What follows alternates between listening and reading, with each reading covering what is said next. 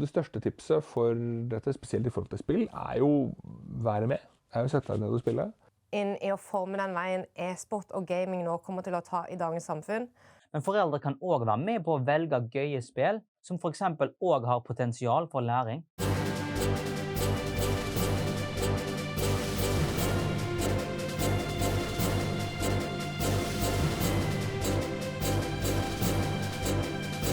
Hvis foreldre viser ordentlig engasjement og interesse for ungenes gaming, så kan det være livsforandrende for online-communityene, men også ungene. For da kan være det manglende mellomleddet for å få et online-nettverk med respekt, tålmodighet, toleranse og gode verdier. Foreldre som viser engasjement og med i gaminga til ungene, vil få bedre forståelse over den virtuelle verden, som gjør det lettere å ta informative og gode valg om spillinger og nettbruken til ungene, men også oppførselen online. Det blir også lettere å sjekke at spillene er passende, men også muligheten for å lære bort verdifulle livsegenskaper, som ansvarsfull oppførsel og tidsbruk, men også strategisk tenking og problemløsning. For mange spill krever nemlig strategisk tenking med tidspress, men også effektiv ressursbruk. Men nettbruk og online-gaming kan introdusere ungene til den virtuelle lekeplassen. Og dette kan eksponere dem for nettmobbing og uegnet innhold. Og derfor det viktig at foreldrene involverte i ungenes gaming, sånn at det blir lettere for ungene å identifisere sånne problem og vite hvordan de skal håndtere det. Så da det spesielt viktig at unge barn får litt støtte av trygge voksne i livene deres, og derfor det viktig at voksne interesserer seg for hva barna gjør på nett. Om det på sosiale medier, i spill eller ellers på nettet. Og det viktig å være åpen og lære seg noe nytt, og så kan man utveksle erfaringer, så det kan være veldig positivt for både barna og voksne å høre på hverandre og lære sammen, og så finne ut av ting sammen. Og så når man har en god dialog, så det mye enklere for barnet å si ifra hvis de opplever noe som kanskje ubehagelig eller rart, og da kan man finne ut av det sammen. Man kan lære masse av å gå inn og utforske den verden sammen, og det kan være ganske gøy å game sammen, eller kanskje ta en titt hvis barnet ønsker det på sosiale medier og se hva som egentlig skjer der. Og bare spør om hvordan dagen på nettet var, på lik linje som man spør om hvordan dagen på skolen var. Ofte så foreldre veldig opptatt av rammene rundt, hvilke spill det, hvor mange timer det, og så glemmer de å snakke med barn om selve opplevelsen, altså hvordan det barn og unge opplever å være på nett. Så det første jeg alltid sier til foreldre engasjer dere, vær nysgjerrige, spør, lær litt. For det vi ser at veldig mange foreldre, de spør om hvordan det har vært på skolen, eller om man har spist matpakken sin, og så spør de ikke om den digitale verden. Og det trenger barn, at de engasjerer seg. Skal de forstå hvordan barna har det, så må de sitte sammen med barna og be om å få lov til å se sammen og engasjere seg i det barna faktisk blir vist. For det kan være noe helt annet enn det foreldrene ser. Foreldre kan hjelpe barn til å være smarte på nett ved å lære dem om personverninnstillinger, sitte sammen med dem og vise hvilke grep kan man ta for å beskytte identiteten sin, for eksempel. Og man kan også snakke om etiske retningslinjer. Men hvordan det du oppfører deg mot andre? Hvordan det vi jobber for at andre skal føle seg bra når vi møter dem også digitalt? Sosiale relasjoner, hvordan man oppfører seg på andre, kan være vanskelig i den fysiske verden, men enda vanskeligere i den digitale, for da ser vi ikke den andre. Vi vet ikke hvordan blir den lille chatten eller den kommentaren jeg skriver, oppfattet den andre. Et like, eller ikke sant? Hvordan blir det oppfattet? Og det å hjelpe barn og unge å huske på at det spiller en rolle, det en viktig oppgave som foreldrene kan ta. Gaming kan også være noe som bonder barn og foreldre, og kan åpne opp for bedre tillit og kommunikasjon mellom partene. Og dette kan nemlig være det som mangler i dag.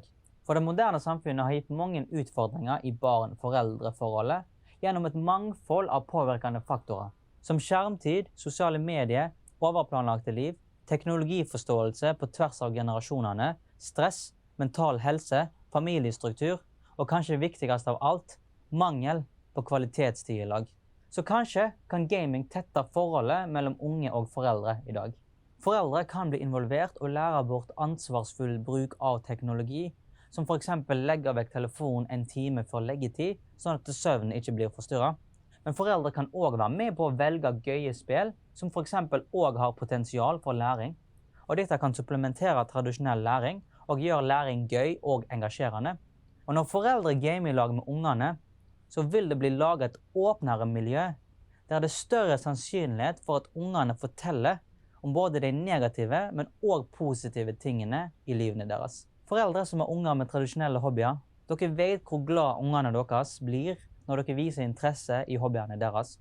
Og sånn vil det også være for unger som gamer. Og i dag så kan vi til og med bli en profesjonell gamer med lønn og sponsorer og spille internasjonalt i klubber. Så hvis tradisjonelle sporter får respekt og engasjement på grunn av ferdighetsnivået, men også muligheten for å gjøre en karriere ut av det, så fortjener også unger som prøver å bli best i e-sportverden det samme. Og i dag så blir det til og med satt lys på hvordan en aktiv og sunn livsstil kan være med på å øke prestasjon i til og med e-sport. Så med involvering fra foreldre så kan vi forsikre oss at gamers, selv om det er profesjonelle eller hobbygamers, lever sunne og aktive liv, selv om de spiller spill.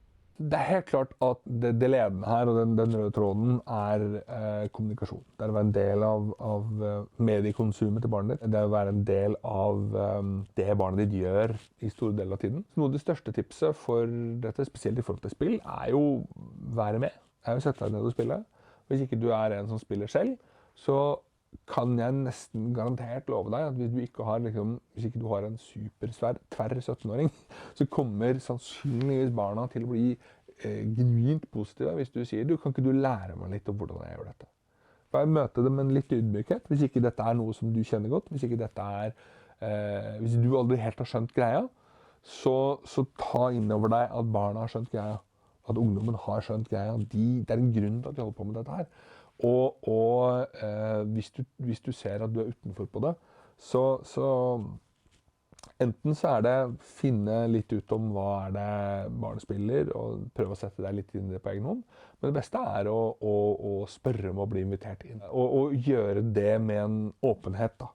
Og være litt ydmyk i møte med det. Så kommer det til å gi sannsynligvis til å gi veldig gode resultater. Og det er en god mulighet å tidlig etablere og få være litt en del av hva det barnet spiller, hva det barnet gjør. Jeg tenker at en av de store tingene som blir viktig for mange foreldre å tenke over, det er den ideen om at dette er ikke noe som er bortkastet tid for barna.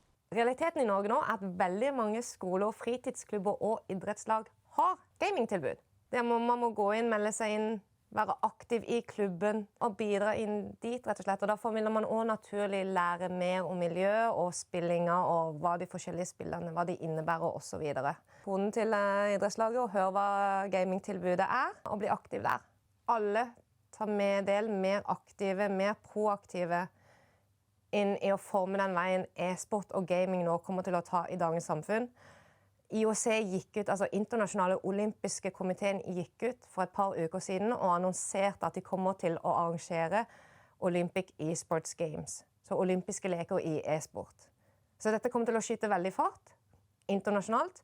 Og som president for Norske Forbund i hvert fall, så er det utrolig viktig at både foreldre, ungdommen og partner og så videre er med inn og baner en vei for dette. At vi legger en vei for dette, sånn at ikke norske verdier, tanke på likestilling, sunnhet og så videre faller igjennom. Så vi må være på ballen der. Så kanskje, i stedet for å nekte noen med å drive med hobbyen de liker, kan vi bli med på den, og vise dem hvordan vi kan gjøre denne hobbyen på en sunn og god måte. Uansett om det er gaming, fotball, trening, sjakk, eller å investere aksjer i et system som åpenbart er rigget mot den individuelle investoren, kan vi finne ut og vise en god måte å drive denne hobbyen på. Når vi snakker om gaming, så må vi også snakke om spilletid. Hvor lenge er det egentlig greit å game? Og det er dette vi kommer til å se på i neste episode, og da ses vi da.